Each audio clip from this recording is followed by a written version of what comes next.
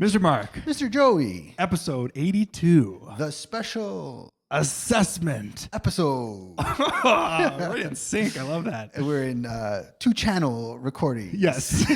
So you should have heard us in each ear. Anyhow, we're talking about special assessments in this episode. Yes, we're getting to do everything you need to know. I'm going to actually do that pan when it comes. Nice.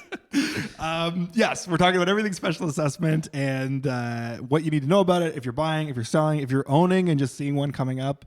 Take a listen. We spent a lot of time on this one. Yes, good episode for condo buyers, condo sellers, condo dwellers. If you own a house, this does not apply to you. But we have some good fun in this one. We talk about high-end potatoes. We do. Yeah. And that's all I got. That's it. Enjoy. Enjoy. Welcome to the Toronto Livings Podcast, a conversation about all things Toronto with a focus on real estate, the culture, and of course, the food. I'm Mark Savell. And I'm Joey Virgilio. And we're realtors with Sage Real Estate, working together as a Toronto Livings team with a focus on helping you buy better, sell higher, and of course, having a little bit of fun along the way.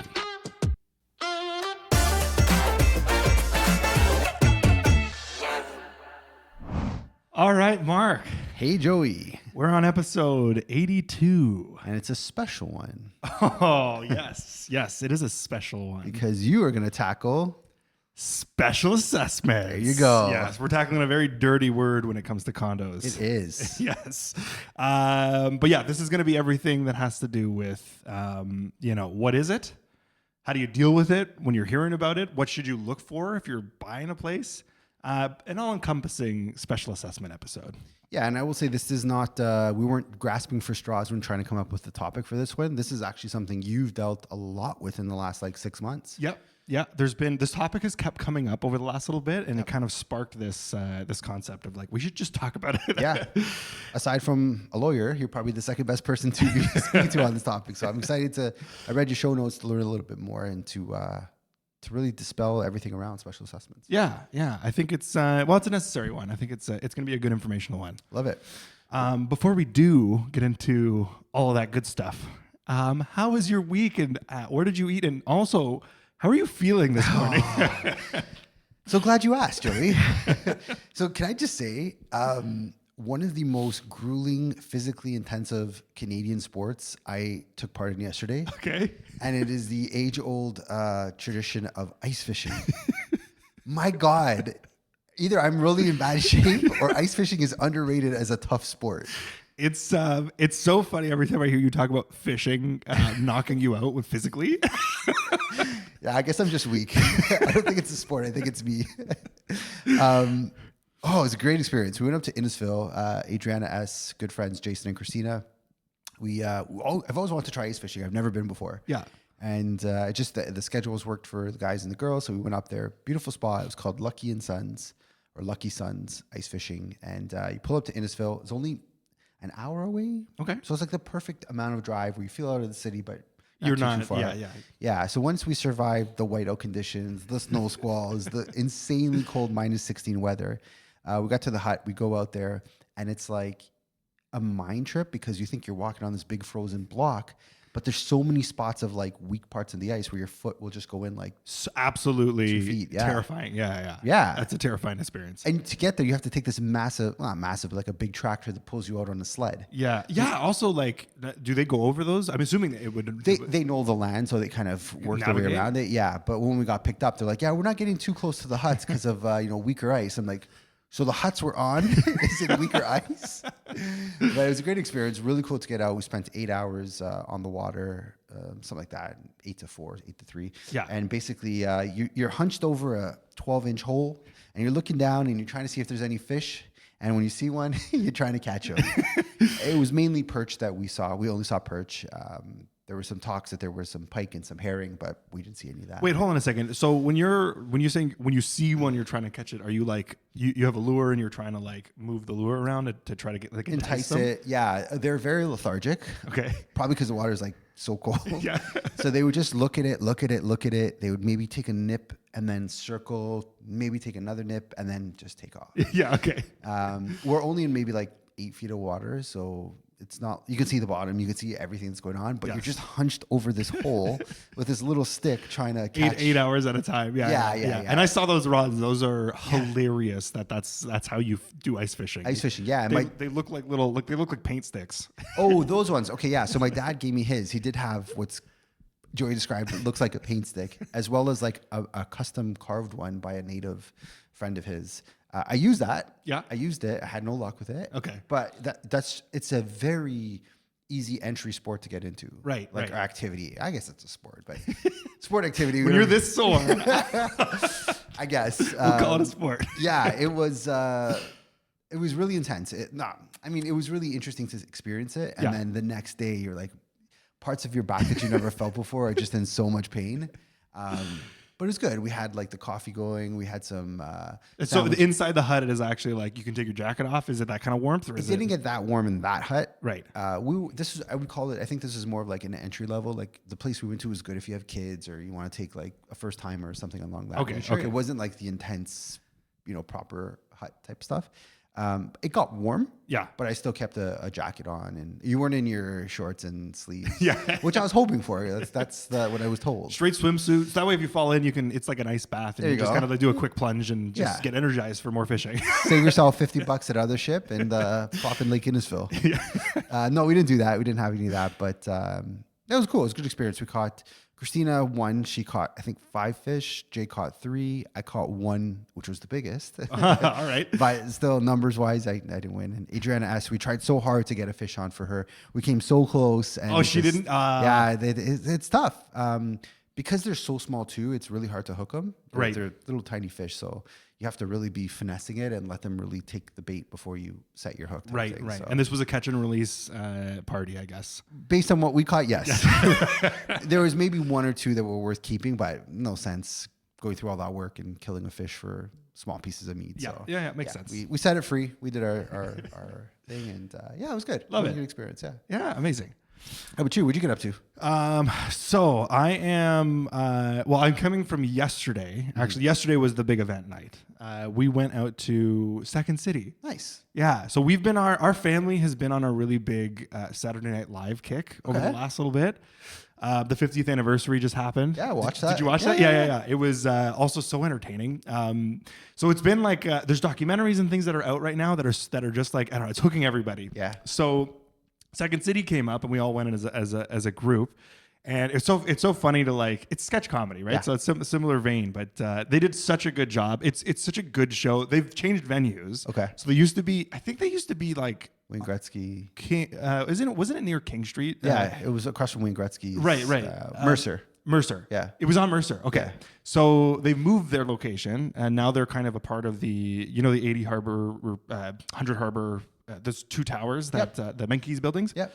So they're in there now and they're on the Nice. 2nd floor. They have this you walk in and they have this really big bar area. That's like, it's the second you walk in, you're set up. Like, it's like, okay, they've stepped their games up. Nice. And then you go into the back room or the main stage area where they do their show. It was honestly, it was hilarious.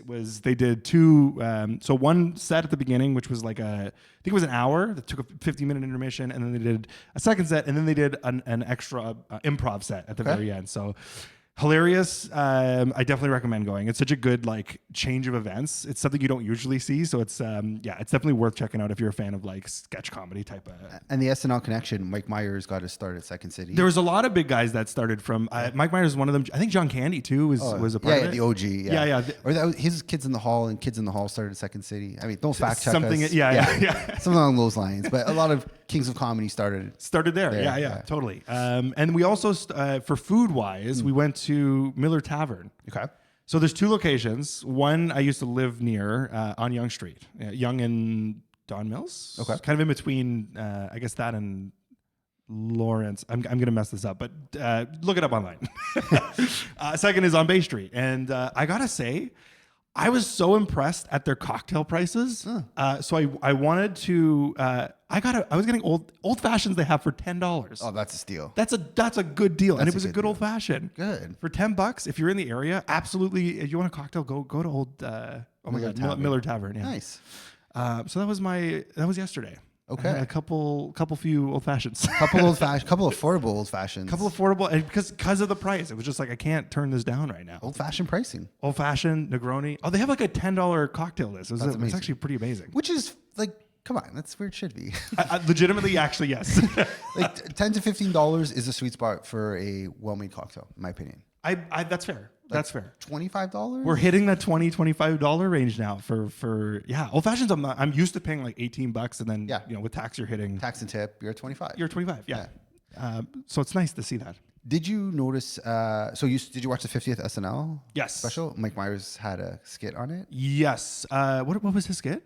The New York Talking Girls from. Yes. Yeah. Oh, he's a good-looking boy. Let's go for some coffee. He was on last night, and I think they're going to be bringing him back for more. He is the new Elon Musk character. Oh, really? As an impersonator? Yeah. I'll say this: the accent was a bit off. I don't think it was quite Elon Musk, but the mannerisms and the like high and low energy, and he nailed that. Oh my God, I love it. Okay, Yeah. I'm actually going to a comedy show on Monday. Are you? Yeah. Where are you going on Monday? Lil Mo, aka Lil Mozzarella. Oh yeah, we talked about this. Yeah. He's from New York. He does a lot of skits on Instagram. Him and Cooge, Meals by Cooge, who I also love dearly. Cooge won't be there, I don't think, but Lil Mo will. I'm going to comedy club. No, Comedy bar. Comedy bar. The underground. Danforth. No, different one. Yeah. The Danforth location. Okay. Yeah. Monday I'm going to check out Lil Mo. Oh, it's the comedy's in the air today. Yeah, we all need to laugh, especially when it comes to special assessments. I'm going to end this segment on a sad note. Okay. I have some devastating news to share. What's happening? My favorite sushi place in the world abruptly closed down. Oh my God. Tell me about this, because we kind of briefly, and as you were walking out the door, we were talking about. I was telling you, I was disturbed. Yeah, I was off that day, man. New Generation Sushi, 486 Bloor. This is their second location.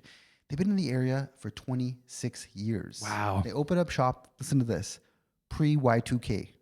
Oh my God. 1999 is when they rolled their first sushi rollout on Bloor Street. Such a good indicator of pre-Y2K. How old this company is. The restaurant is pre-Y2K, 1999. They opened up. They were originally on the south side of Bloor. That's where I first met them.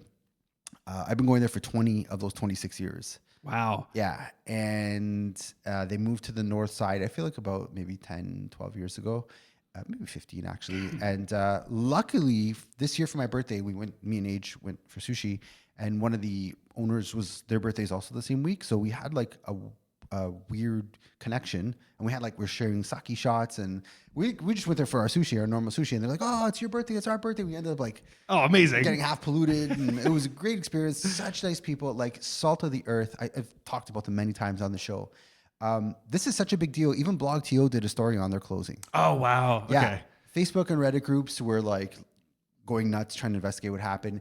I don't know officially. The online reason seems to be the owner retired. Okay. But he was relatively young. I mean, maybe he made enough money off me over 20 years that he could retire. But man, R.I.P. Salmon Sushi Set. It's sad to see that happen. It's sad to see that. We had a place in Bolton. This pizza place that was like a staple in Bolton, and it was the same thing. It was called Caruso's. It was, you would see stacks of meat. Like when they chopped up their meat, they didn't take them apart and do one by one. They just kept it stacked and couldn't chop it up. Love it.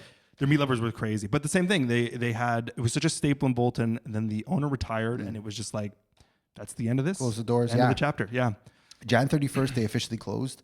No, nothing on the door. Just see ya, and that's it. So, chef, if you're listening.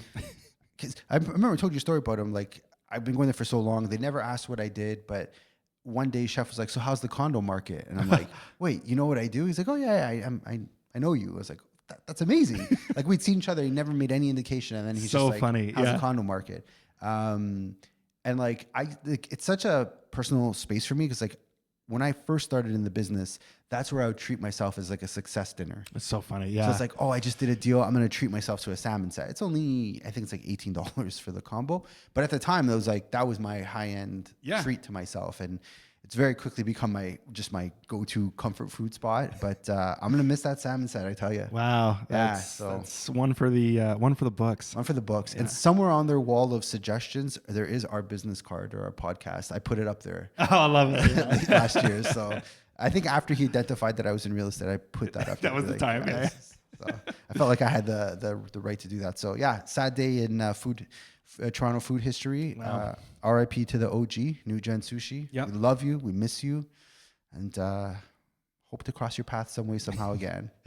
Yeah. Maybe there's another secret spot coming up that's going to be under a new name. Well, Janelle S. and I we found out on Friday, we did our brother-sister lunch. And I'm like, oh man, it's closed. And then we went right next door and the sushi was also very good. Okay. So, not the same, but it will do for now. I can say that. So I don't know if I have another 20 years in me of eating sushi, but it's been a good 20 years. Let me say that. Some new listings. You got something coming up. Yes, we got something coming up. So this week should be up this week. We've got a garden suite for rent coming up. That's pretty cool. Yeah. It's a really cool spot. It's actually really convenient too. So it's in Scarborough. Tower Drive is the street that it's going to be on, and it's a garden suite above a garage. So it's a studio suite. It's going to be very well priced. Nice. So if you're looking for a nice sweet spot, I think this is going to be you're going to like this one that comes up. Everything's brand new. So you're going to have new appliances. The whole place is in great and new shape. Is it just completed? Recently, yeah. Like, has a tenant lived through it? No, not yet. Oh, so you'll be the first to live in this place. You'll be a first mover inner. That's pretty cool. Yeah. This is a first for us. We've not rented a garden suite yet. No, this is absolutely a first. Yeah. 1,000,000%. It's going to be we're going to be going up at $1,500. Very affordable. So you're in a really good spot. Yeah. That's going to be. So I'll keep you posted when that's official. I'm excited to see what that looks like. Also, I now appoint you head of garden suite rentals in the Toronto Livings Empire. Well, thank you. Yes. Something I do want to point out. So garden suites are typically like through the backyard. Yes. This one, because it's a corner lot, it's actually you don't have to walk through the transitional backyard area. Yeah. You have direct access right from the street. Private entry. So a little extra privacy. So good. Yeah. Wow. And $1,500. I mean, you don't see that anywhere these days. Exactly. That's really affordable. Good stuff. Love it. Cool. And then you had another success story. This has been the week of Joey. I actually cannot complain about this week. It's been fantastic. Yeah. Tell me about Victoria. What happened there? So Victoria. Sorry, can I just say what we call it? Well, yeah. The Pantages? The Pantages. Pantages. Early on episode 4, Joey had this lease listing at the Pantages, and I'm like, what the heck is the Pantages? I 100%. I read it as the Pantages, and and now it's forever going to be the Pantages. Forever the Pantages. What he meant to say was the Pantages at 210 Victoria. And the listeners who've been with us since episode 4 would remember that era of our life. And you also had the Let It Go burger. The Let It Go burger. Yeah, absolutely. Those are still, I can't call it the normal name. It just comes out of my mouth as Let It Go burger. When he says that, he means alouette. Alouette, yeah. But it's a Let It Go in our world. So at the Pantages, what did you do there? So we had, I can't tell you, it was so funny. So the rental market, first off, it was up for lease. The rental market started out really rough. It was rough. We had like no showings up, and it was like, okay, maybe we're gonna have to adjust after the second week. But then that second weekend came, and everything, I don't know what happened, but like something was in the air. Yeah, you had like 20 showings booked in one shot, like throughout the weekend. Yes, yeah. Some switch flipped. turned, yeah. And it was like, okay, we're in. Not only that, but we had applications and offers coming through like you wouldn't believe. It went from not even a showing, not even a foot through the door to. So we had 4 interested parties at the height of it, and that's with no price change. No price change. Amazing. Nothing had changed. Yeah. So it was just timing. Yeah. Which is so funny how that works. But what ended up happening was one of the visits. I got a call from an agent. One of the visits ended up being I might have somebody not interested in renting but interested in purchasing.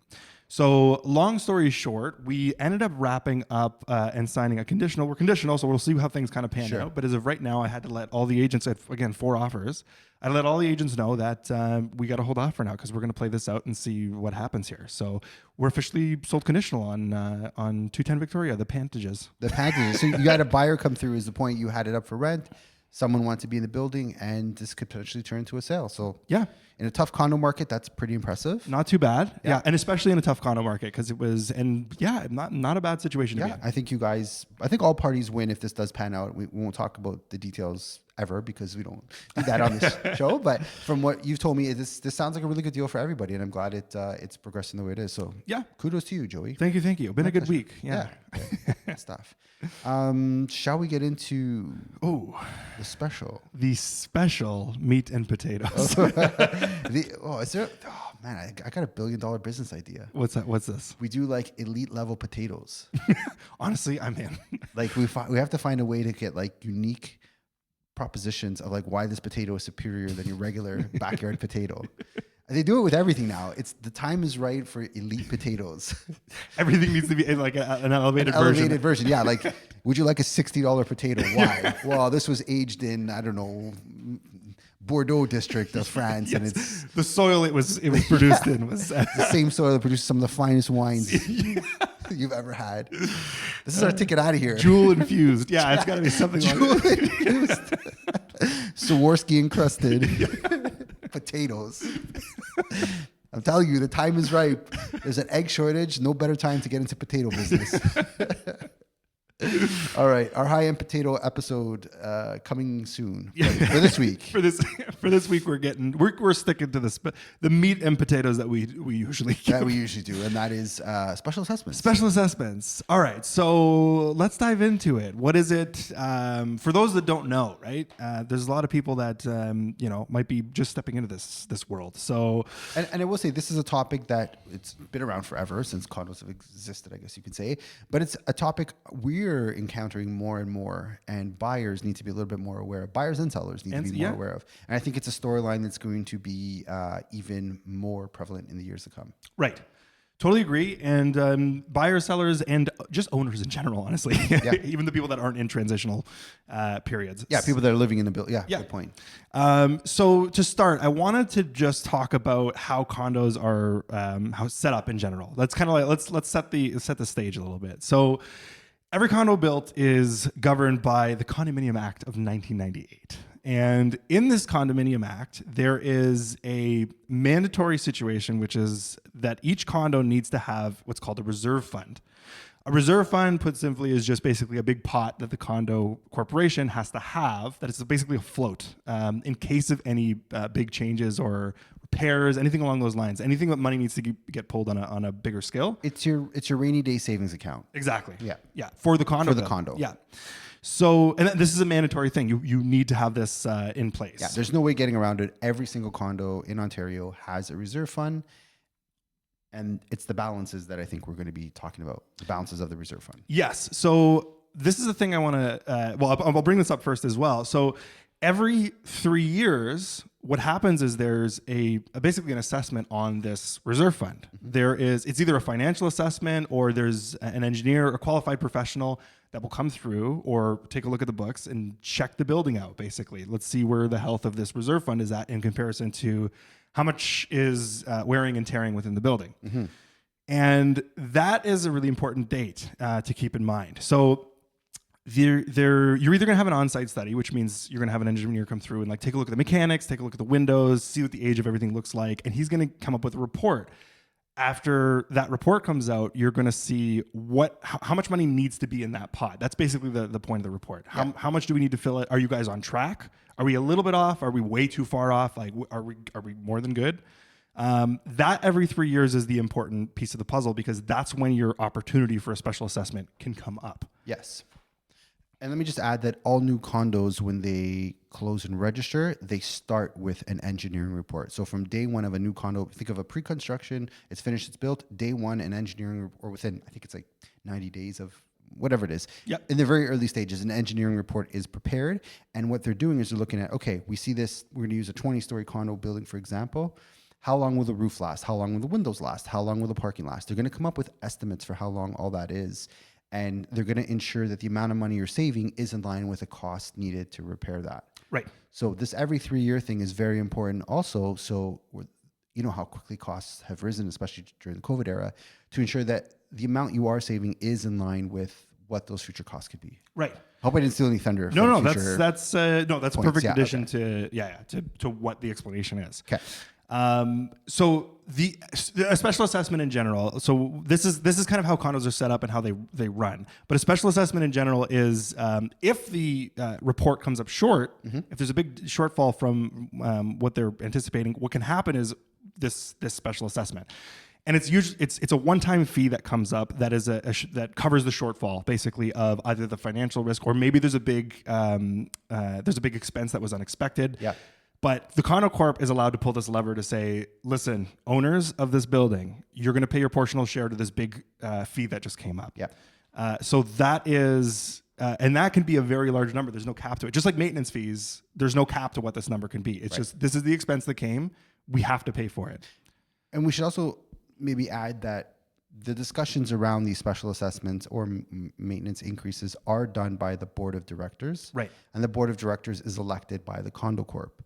I think there's this misconception sometimes that it's purely management passing these fees on to you to pay. No, this is the discussion that the board will have, and a board will have to tread very carefully to convey the reason for the special assessment to the residents. Right. So as a resident, I want to know if you're repairing the roof, is it necessary right now? Have we shopped around? Like there's lots of, this doesn't just happen with a flip of a switch. Yes. Although we kind of alluded that it is a flip of a switch. There's a long discussion that happens, and this is almost a last case scenario. You try to find savings elsewhere before going to special assessments. Like it's not like a knee-jerk reaction. This does take quite a bit of conversation before a board will say, all right, we need a special assessment. Yeah, I'm really happy you clarified this, because I wanted to put this in somewhere, but I couldn't find the sweet spot for it. But this is really good, because you're right. It's not management decision that this is coming through. The board is made up of owners. So this is just who you've elected to basically manage and you've been on a board of directors in the past. And I mean, you can speak to how much work and effort that is. That's a voluntary position you're in. You don't get paid to be there.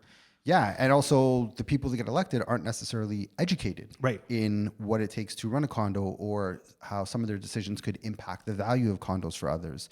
So that makeup of the board is so crucial if you live in a condo. And because it is a free and time-consuming position, it's usually people later in life who have the time and not necessarily the current knowledge of what's necessary to kind of keep a building alive. Right. And that's where a lot of the tension comes in condo boards and condo living, of like, you have someone who's been on the board for 10 years and maybe they've been trying to save all that time, not putting enough money aside, and now we're hit with a special assessment. Right. Because nobody wants to pay more in maintenance fees. Like that's a universal truth.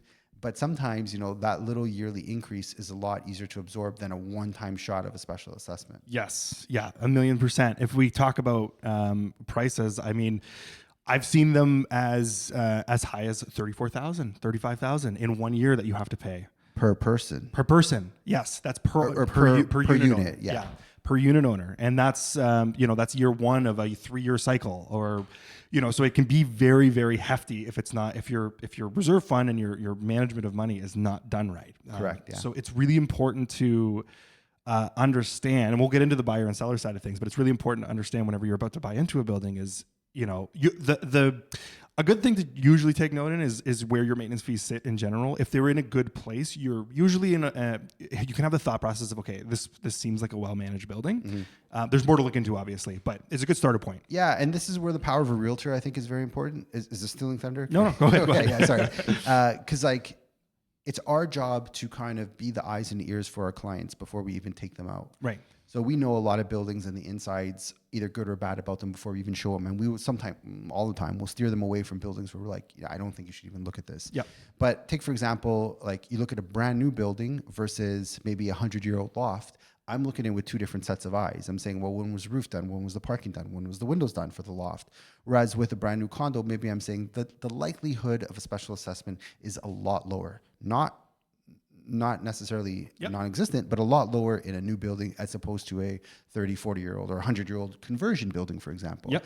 I live in said conversion building, and there's a lot of elements that need to be upkept because the structure of the building is so old. Right. So by design, we went into this, understanding that there might be higher costs and everything to run. So that's just, one thing to keep in mind is you have to look at the product you're potentially going to buy into. Right. Because a condo is a living, breathing thing, and you as owners are responsible for its financial well-being. 1,000,000%. So a little tip, if you really wanted to dive into this, if you're concerned about a building, when you're in the shopping mode, if you're asking and speaking with management, you can ask for the reserve fund study, mm-hmm. and it'll lay out each piece. When the garage doors expect to be replaced, how much would it cost at this point. You can go in and deep dive into what you are concerned about. That's a really good point. I think no one's done that. Like very few people have my experience have ever even knows to ask for that. Right. So I'm glad that you brought that up. And I've read those reports for several buildings in my own dealings of things.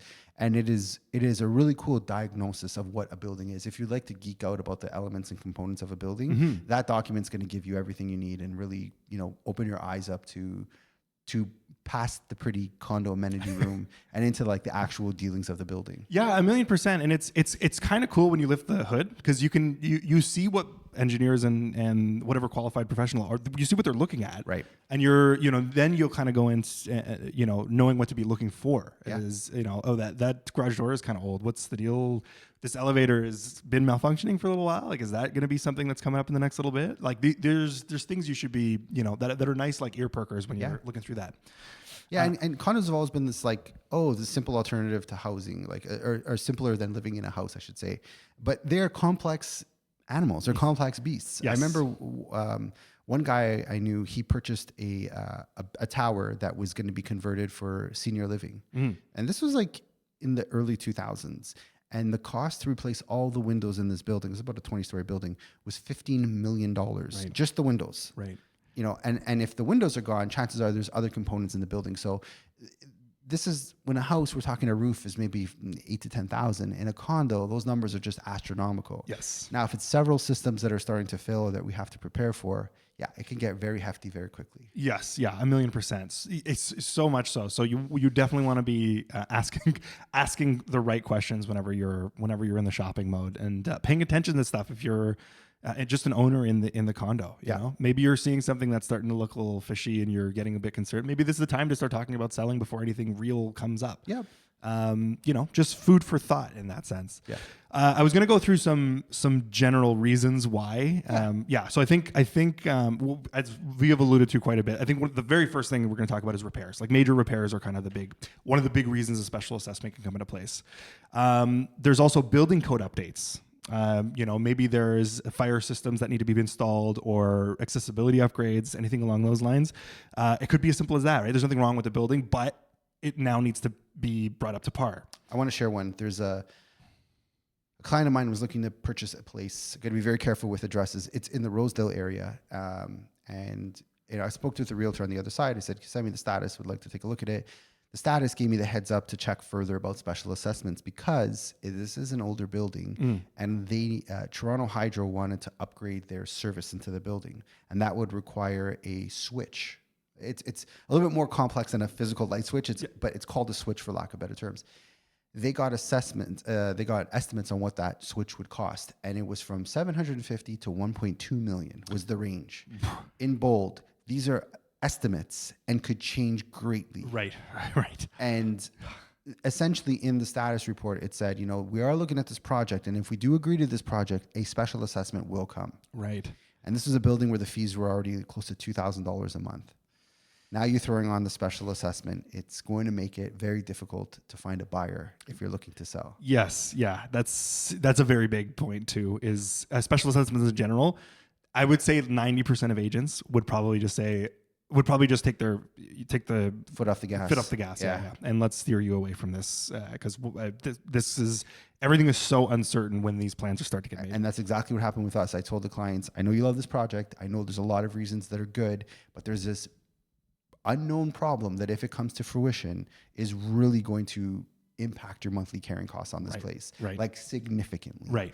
But that's just an example on how this was something even outside of the building. They had done a good job maintaining it and keeping everything up to date, but it was a city or one of the utility companies who were like, if we're going to keep supplying you with hydro, you need to upgrade this system. Wow. So it can come from so many different sources. And that's just to say how wide ranging all the reasons that a special assessment could happen are pretty broad. Yeah, and I think that's important to bring up because even with the fact that that every 3 years there's an engineering report coming through or reserve fund study coming through, there's no way to guarantee anything. Right. You want to look out for whatever flags that you can find, but really things can change really quickly. The same as the estimate. It's just like here's a loose estimate, but could be higher. Yeah. That's a $500,000 range. Imagine if we took on a listing and it was like, your house is worth between $450,000 and $900,000, somewhere in that range. Yeah. But don't quote me to it. Anyhow, So you're saying building code updates and Yes, building code updates. There's structural issues that can take place. then that's where you get into like parking garages is very common, leaks to the foundation, Yep. roofs, windows, etc. Yep. Balconies is another big one. Balconies is a big one too. Yeah. Cracks in the balconies, ceiling of the balconies. Like I've seen a lot of stuff Yes. that can contribute to it. There's also, which kind of poor financial management. Okay, talk about that one. Yeah. Poor financial management is something that is this you can kind of see, there's a little more to that. You can open that curtain up a little bit more. You can see the budget, you can review it when you're looking at the status certificate. But I think poor financial management is the number one reason why special assessments are a thing. Right. And it alludes to what I said earlier, where if the board is not really on it and very tight with how they're managing this company, this corporation essentially, the building is a corporation, it could result in lack of funding for future projects. Right. And it's a double-edged sword because you don't want to raise the maintenance fees and piss off your neighbors, but if you don't, you're going to piss them off more deeper with this sword because the special assessment is going to hit you. So this is where it's so crucial to have very knowledgeable people on the board. And if you're living in a condo, attend your AGOs, your annual general meetings. When they do the votes, not criticize, but critically look at who is potentially running. I like to see accountants, architects, realtors, stuff in the field. And then you could maybe have like one or two that are just in some other business to kind of balance out the board. But people who have good knowledge on these things are crucial to be on your board. Right. How many people were on your board when you were... Five of you guys. Yeah. So it's an odd number always, so you can split the votes split down the middle. Yeah. And I was a realtor. We had two realtors. We had a couple different job people. I don't know how to put it. And then we had a guy who had his own business. So there was a good mix of us. We had enough there where like they balanced off, especially the non-real estate side. It was good to have that balance of like, hey, we can't just be all numbers. We do have to be practical as well. Right. And we ran that quite well. When I was on there twice over a 5-year span. Yeah. And knowing that building, maintenance fees are still in a great spot. Yeah. Very affordable, very, very attractive. And even when we got our engineering report, I'll say this, when you're a new member on the board, you are very involved in that first engineering report. We got the privilege of walking with the engineer after he did the report. Get out of here. So they showed us, and this is why I'm a little bit more knowledgeable than maybe most realtors, is like we were in the mechanical room upstairs. They were showing us the systems. That's amazing. Yeah, you really get a feel for how complex condo buildings are. And it's kind of sad how we reduce it down into our marketing packages of like a hot guy and a girl and be like, your life will be better. Yeah. In my mind, I'm like, is it geothermal heating? How's the building envelope done? Who owns the systems? Are there any rental fees? I don't care about having a hot body. But that's like, unfortunately, these are the hard questions that need to be asked when we're building. Toronto's gone through a massive building spurt, right? Right. And I was always very critical of like, but what's going into these things? Are you putting cheap systems in? Right. Because these residents are going to be paying through maintenance fees and special assessments. And maybe we can, there's one other. Yes. Yeah. Sorry, I'm going on a rant. No, here. that's okay. Okay. Ask the questions. Yeah. Because we're talking about, I think I just spit on my microphone. Sorry about that. One of the beer nuts from last night's fishing trip just came out. Anyhow, too much information. We're talking about how a lot of this has to do with the structures of the building, but this last one is a big one. Yes. So this is a big one that you're going to be looking for whenever you're grabbing the status certificate. Lawsuits. Yes. Legal matters. Yes. When you're pulling up the status certificate, there is a section it should be on the first page or second, whatever. It's right in there of, are there any legal matters with the corporation? Yeah. The first thing I ever got taught was if you're looking through that and you're seeing slip and falls or little things, those are fine. You don't have to think twice about those. But it gets a little bit different if you're seeing stuff about structural, if you're seeing stuff about anything in terms of like mechanical or anything that the building related and builder related. I would say, yeah, that's a key point right at the end. Any lawsuits related to the developer, right? Those are usually very large, right? And they're going for millions of dollars to compensate for a lack of system or a system installed the wrong way. Oh, one weird one, we actually had the building that I was managing, the garbage chute system wasn't installed correctly. Right. It was supposed to be a tri-sorter system and it wasn't. Okay. And it sounds like, okay, just make it a tri-sorter system. No, it was a very complex solution to fix. And so we went back to the developer and I believe we got a compensation amount that we took it on after and did our own things with. But Lawsuits, especially against developers, you want to pay very close attention to that. Yes, that's when you see that, you want to start asking a bunch of questions. And you typically see that within the first 5 to 7 years of a building, because that's when the tear-on coverage is. Yes. So if you see, and we said earlier that maybe new buildings aren't so prone to special assessments. They're not exempt, but not as prone. However, if you see a legal matter where you're suing the building, the corp suing the developer, ask a lot of questions around that. Yeah, it's important because, and I think, so I don't want to say every time or a lot of times, but there's settlements that take place which help kind of mitigate the expenses that come to fruition. So there is, but you want to be talking and asking about where they are in the process and what things will look like if it goes one way, if it goes the other way. Exactly. And just kind of satisfy whatever Concerns. Yeah. The main question being, am I going to get screwed if I stick with this project? Yeah. If I still buy it. Absolutely.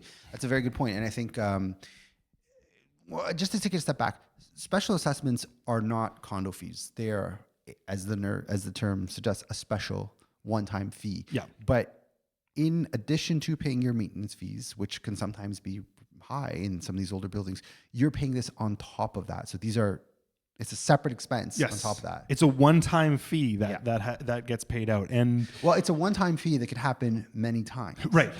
Yeah. Like you could have multiple special assessments over a 20-year lifespan of a building. You shouldn't. Yes. That's definitely a really concerning situation, but you could. Yes. Yeah, absolutely. And so the way that, if we're talking about how much and how this works, the way that this gets calculated, just for those that don't know, is it's the same way that maintenance fees are calculated. It's proportional ownership.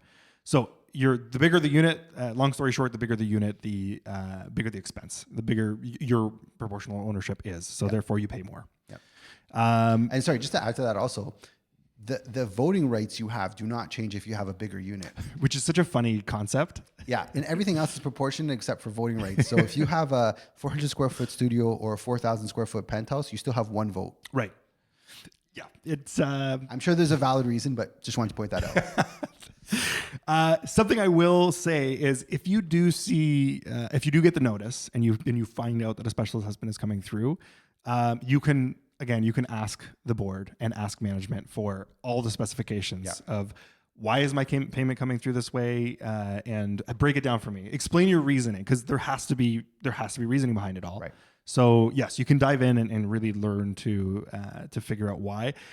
Can you refuse to pay it if you don't agree with what you're seeing? The quick and very short answer is no. Yep. You cannot get out of it. You cannot get out of it. The repercussion is basically that the condo corp can put a lien against your unit and it will just stick with you. So yeah, you can't. What you can do, although I imagine this is next to impossible to actually accomplish, is you can attempt to dispute it.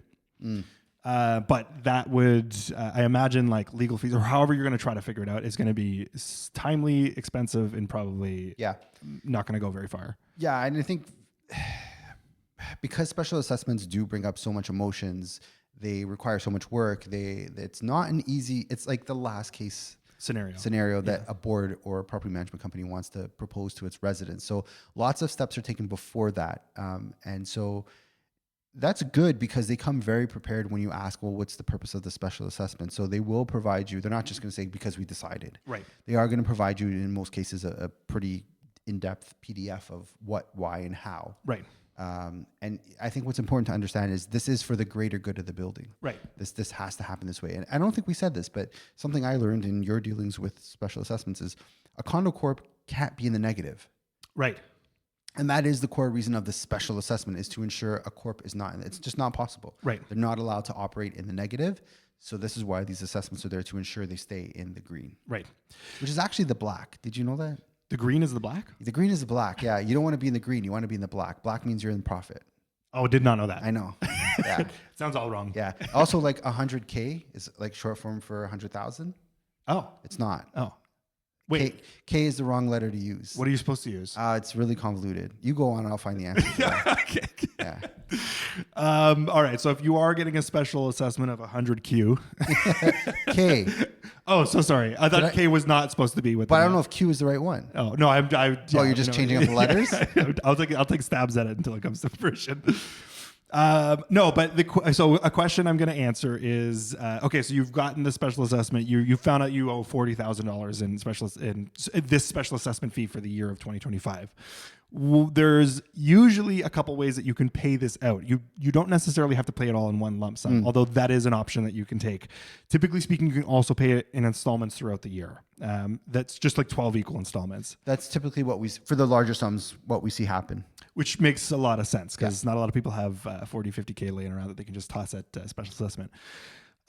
Another thing that I will add is that depending on how large the expense is, which usually these are pretty large at this point, is condo boards can have deals with financing. So if you wanted to expand it outside of the 12-month installments, you could potentially have a deal with a bank that allows you to kind of pay a shorter amount over a longer period of time, obviously, but you get interest involved. You get charged a little bit more on the whole end of it. Yeah, I would say also look at maybe using lines of credit, compare your options. Don't necessarily accept the first one proposed by the Condo Corp. Yep. I had a client that was involved in that situation, and we ended up going through a line of credit. It was much more affordable. Right, which makes total sense. Yeah. You want to know? I definitely do. I've been waiting for this. Right. Okay. So when we say 100K, yeah, K it references the Greek word kilos. Okay. Like milos, kilos, or kilometer, kilo, thousand. Yeah. So that's where the K comes from, but it's actually you're supposed to say mm. 100 millimeters, 100 mm. No, it just like 100 m. 100 m. Yeah. Oh, m, just one m. I mean, I got to get back to you on the details if it's one m or two. Millions is m, billions is b. Yeah. Milos, 100 milos. That sounds like million. I don't know, man. We're gonna do a whole episode on this. A banker told me that K was wrong, and I challenged him on it, and he showed me that I was incorrect. That we're not supposed to use K, but yeah. I don't know. This is new. This is our news you can use segment. Okay, sorry, wrong area to slip this in here. I'll be better prepared for next week as to why you should use. We're getting this cleared up. So I think M is for 100,000. MM is for million. M is for 100,000. Yeah, and K is a derivative of the Greek word kilo for thousand, but not accurate. So would you say 100 mm? If you have 100 million. Or okay, so if you had 100 million, or you'd say 1 mm would be 100,000. 100 M would be 100,000. Sorry, just single M. Yes. Yeah. Okay, 100 M is 100,000. Yeah, and that goes back to Roman symbols. So I'm gonna start throwing this in all of my emails and throw everybody for a friggin' loop. Joey's gonna break the real estate market with this. You want to pay how much for this place? Don't you know your Roman numerals? That was a deviant. I didn't need to go on. All right, why don't you bring us back on course and tell us what happens if you're a buyer? What should you be doing? Yes. Okay. So if you're a buyer and you're shopping, we talk a lot about the things that I wrote. So we kind of intertwined everything. But the most important thing is the status certificate. Yes. When you're looking to purchase, we've said this a bunch of times, but make sure you request that status certificate, and it is absolutely paramount you get the lawyer to review that status certificate and give you any heads up if there's something to worry about. I like that. If there is, you have your options of diving in or asking more questions of the lawyer themselves to see what they can find out. And the second thing is talking to management directly. Questions you want to ask your lawyer. I've put a couple down. If you want to jot them down, you can. If you're not, you just save this as a tag and comment the timestamp or something. So number one, is there a special assessment coming up? As easy as that sounds, do I have to worry about a special assessment? Here's an interesting one you can ask. When is the next reserve fund study happening? And that will be in the status certificate. They'll tell you when they did their last one, and you could just calculate the time because we said it's every 3 years. But asking that question is important. Yeah. So now you know if it just happened recently, I'm in a good place for the next 3 years. This is a pretty accurate assessment of things. I feel comfortable enough to move forward. Yeah, good point. Maintenance fees, are they supposed to be rising in the next couple of years? Yeah. So, and I have this problem with status certificates. I've seen this plenty of times where it says there is no plans for the board to increase the maintenance fee. And then 2 months later, the maintenance fee increases. I wish there was some more tighter legislation around how they have to disclose that. Like there should be maybe I don't know, a 6-month heads up if fees are going to be increasing. I agree. Yeah. By design, it's very tough because of when they do their bookkeeping and stuff. Being on the board, I know that, but at best you get 2 months notice, right? Which isn't a lot of time if it's a significant one. So even though the maintenance fee, the status certificate has a section related to increases, I think tying it nicely with analyzing yourself of when the last engineering report was done, asking the questions of property management and your lawyer. That's a nice all-encompassing way to get some clarity on things. Right. And again, this isn't necessarily going to be an absolute, because there's always risk, right? There's risk with anything that you're buying into. But you're buying in a corp. Yeah. That's what you need to know. Yeah, exactly. But these are good ways to kind of alleviate the pressure of, oh, I can't believe I overlooked this. Yeah. I could have, this was a red flag that was in my face and I didn't ask the right questions. Exactly. And then to ask the questions, who are you calling? Management. Property management. Yeah, property Simple. management. Yeah. Management and your lawyer might have seen something in the status certificate that he might be able to tell you as well. So start with there and head to management for more clarity. Yep. And then the last thing is ask your lawyer, are there any ongoing lawsuits? And management. You ask both of them. The same question applies to both. Yeah, and I think it's a good practice to just hit up both of those well-sourced places of information, because if the story adds up between the two of them, you're in a good place. Right. You're in the black. You're in the black. Previously known as the green, awful. Yeah. but you're in the black. I got to check that too. I got to fact check that too. But it's good to ask both to make sure there are no conflicting stories, that the status is, understood between all parties to be accurate and correct. Because even statuses, like as legislated as they are and as tight as they should be, mistakes are found. Right. Like you got to really be very close and observative of what's in there. Yeah, and so if you've asked your lawyer these questions, I think it's important that you have that second phone call with management regardless. Yeah. Either way, I think that's an important phone call to make, because you can ask, are there anything, is there anything coming up in the next few years that I should know about, right? Like it might not be written right into the status certificate, but there might be something that's, floating around dialogue at the moment. So, yeah, and when we say, I want to say something, when we say you should ask, we mean your realtor should ask, right? Because they would be more knowledgeable. And I got to give you kudos, because you called more property managers than any agent I know. And that speaks a lot, because, a lot of times people are like, oh, how bad could it be? You've never let a stone go unturned. We had a situation last week. We're like, what? I'm just going to call. I want a clear answer. And I thought that was so commendable of you to do that, because it just shows your commitment to getting the truth and ensuring that the right answer is given to your clients. 1,000,000%. And it's honestly, it's such an easy call to make. And you just ask them. They're there. Like they have the information. They know these answers. They Yes. have that information. Exactly. It's it's a very easy call to make. And honestly, you can tell the ones that are very good at what they do. They're so detailed, and they're standouts. The property managers have their answers right away. Yeah. Also, that's another good sign. If you're seeing that and hearing that, then you know that the level of people who've hired that person is, there's a higher level in general. Yeah, overall. you've got a good leader of your board, essentially, of your property management company. Yeah. So sellers. Yeah. Let's talk about the seller side of things. So to start, I will say, if you're a seller and a special assessment is coming up, you have to disclose it. Disclose. Yes. There's no getting around it. First off, it's not going to be easy. Yeah. If you're a seller and a special assessment is coming up, you're going to have a really tough time. Yep. But if you don't disclose, you're going to be in the black, as if black was a bad place to be in the bad black. Yeah. Like the dark cave where black, the monsters live. Yeah. So disclose. That is the key thing. Yes. Yeah. You're going to be followed up with lawsuits all over the place. Yeah. There's no getting around it. So you're going to either have to take into consideration of your sale price, or you're going to have to try to cover it yourself. Anything basically to mitigate. Realistically, you're taking a hit. You can't pass the buck that easily. You're trying to remove the risk from the buyer and compensate them so they feel that they're buying into a building without issue. Exactly.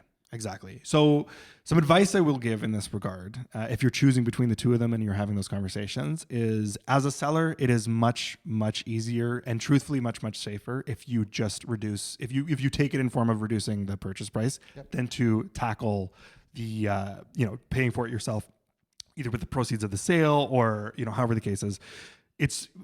Take your hands off the whole thing and just say, we understand where you're coming from. So we're going to play ball when it comes to purchase price. Yeah. What happens in a story and a concern that a lawyer had brought up at one point was, so we've talked about the three ways of paying the special assessment. There's you pay it in a lump sum, you pay it over a 12-month installment, or there's financing that can get involved. So if you're a seller and you have decided to, I'll cover the special assessment. Let's with the proceeds of the sale, let's let the sellers hold back the special assessment amount, and we'll call it a day from there. Yeah.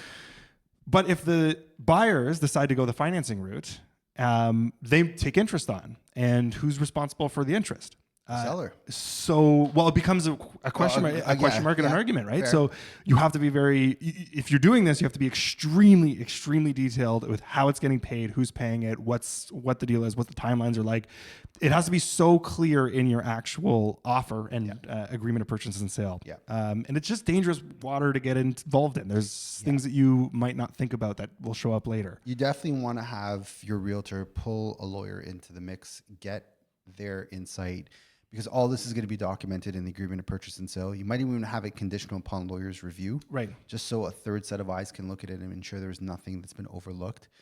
But you're spot on. Your Schedule B is going to contain all the terms around this, and you want to make sure it is very airtight, very crystal clear, and all sides are well aware of what their responsibilities are. Very much so. Yeah, be clear as day and leave no loopholes. Who's taking it? Who's taking over it? When?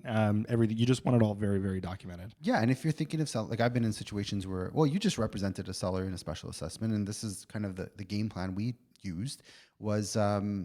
Gather as much information as possible. You worked with management. You showed what those expenses would be, so that any new buyer coming in had a very easy way of determining what that cost would look like. Exactly. Here's a. This isn't. Yeah, you're making it as scary as possible. Sorry, as what am I trying to say? As Thank possible. you. Yeah. Yeah, you're trying to smooth the waters, right? Because it's like as soon as the word special assessment gets hit, in my mind, I'm like hundreds of thousands of dollars. Maybe it's not that bad. Maybe like a good plan has been put in place, and this repair is going to actually bring value to the building. Right. So how can I communicate that to the other side and let them know exactly what those costs are so there's no surprises? Yep. And that's where a good team is so important. And it's not just realtors, it's bringing in a lawyer as well to kind of solidify that. Totally. An example of, I just want to give one example of when this can make the building better is let's call Kitech Plumbing into play. From episode 60 something. So, yeah. that is a motion that is actually like, that would be encouraged. I think I would, if I was in that situation, I would encourage the building manager take care of it because the selling afterwards becomes a lot easier. Right. So yeah, there are some good too if this does come up. Yeah, and a special assessment could be through the power of economies of scale quite beneficial to getting a building-wide renovation such as a Kitech or improvement done in a more cost-effective manner than if you had to go do it about yourself. Right. So like there is some good in these things, and this is where the questionings as what and why you're doing this assessment is so important for. Right. I think of another one that's quite common, and I think we're going to be seeing a lot more of is window replacements. Right. Because the lifespan of the windows that they've installed in these condos for the last 10, 20 years is not meant to last 100 years. Right. But if you put in new windows and you keep your costs down of how much heat you got to use to heat your building, yep, that can help you in your monthly savings down the road and make your building more attractive than some of the older ones that have not done that. Right. Totally. So it's not all doom and gloom. Like there is a good reason behind all this. It's just the details in between. Yeah. The devil's in the details, right? 1,000,000%. It's a good start to how I was going to kind of wrap things up. Sorry. No, that's a perfect setup for it. I stole your diamond encrusted potato. Well, that's it, right? Is if you're seeing a special assessment, I think the first thing is don't panic. Yeah. Just find the details out. What's coming up? How much is it going to be? Ask the questions. Yes. And what is it replacing? Is it good for the building? Am I, if you're just an owner not looking to sell, do I just stick it out and like call it a day because it's going to do me a favor in the future?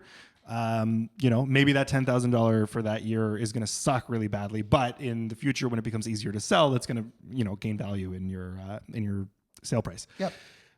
If you're a buyer looking into buying a condo, do your due diligence. Same thing. Find out what you're walking into. Ask the red flag questions. See if there's anything to dig into there to be worried about. But we've given you kind of a blueprint of how you can kind of best prepare yourself when you're looking to purchase. Yeah, and again, it's ask your realtor to be doing this, right? Because if you're doing this every day, maybe you should become a realtor because realtors will see this a lot more than the common buyer. Common buyer buys this place once every 5-10 years, right? So push your realtor to be asking these questions. Make sure they're getting you the clarity you need. 1,000,000%. Yeah. Thank you for clarifying that. Yeah. Sorry. Yeah, I say you, but yes. Yeah. 100%. When we say you, we mean you need to kick your realtor in the butt and be like, we need some answers. The Mark and Joey podcast told us this. The potato guys. And then if you're selling, just get a good understanding of what's coming, why it's coming, and what it means over the next little bit. Yeah. I think that's kind of the general gist of the summary, really. Well, and there's one other, you brought this up, which is a really good point. It was, what if you're in a special assessment, you're not buying and you're not selling. You plan to live there for the next 20 years. You're happy, attend the board meetings, not the board meetings, the AGOs. Mm-hmm. Usually they'll do a special town hall if they're going to introduce a special assessment. Go to it and learn about what's happening and ask the tough questions. Should we be doing this now? Is there a cheaper way? All those things. But if you're living in the building with no plans of selling, attend those seminars and those meetings. Totally agree with that. Yeah. That's a great little addition. I think that's pretty good. You covered a lot in that, so I think that's the meat in the potatoes. That's the meat of the potatoes. That's the meat in diamond encrusted potatoes. Diamond encrusted potatoes. We really got to work on this potato idea. I'm telling you. I think that's pretty good. If you have more questions, obviously reach out. Yeah, reach out. Yeah. There's lots to talk about. So yeah, the comment section has been amazing. It's such a good place. Okay, I'm going to try doing the call to action. Okay. We'll see if we're going to get some negativity this week. So if you've gotten any value from this episode, feel free to like, comment, subscribe, and be sure to leave a comment. Hit that bell. And we'll see what the comments look like this week. Because we got invited to a wedding. What? Through a comment? Through a DM. Okay. We got invited to a wedding at an international location. Okay. Yeah, we often reference Marcello the Fratello. He's our listener from Brazil. He's getting married.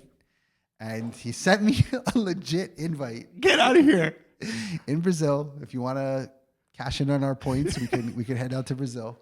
I asked him if it's just for me, if it's for me and Adriana S., if it's for me and you only. He said it's for all members of the Toronto Living's family. I love that. So we can rent a plane. I don't know if we want to fly. There's a lot of weird stuff going on. Well, maybe, Marcello, we're going to take a boat down to see you. Take a cruise liner. I love that. Also, congratulations. Congratulations. Yeah, that's a big, oh man, I love that. I love that. Yeah, if you're thinking of relocating to Toronto, Marcello, we got you. We got you covered. If not, have a good wedding. We'll see if we can make it. Any shout outs? Shout out Second City. Yeah. That was an awesome show. Miller Tavern, keep your prices like that because they're fantastic. Yeah, we need $10 old fashions in this world. Yes. Why not? I want to shout out Jason Gottlieb.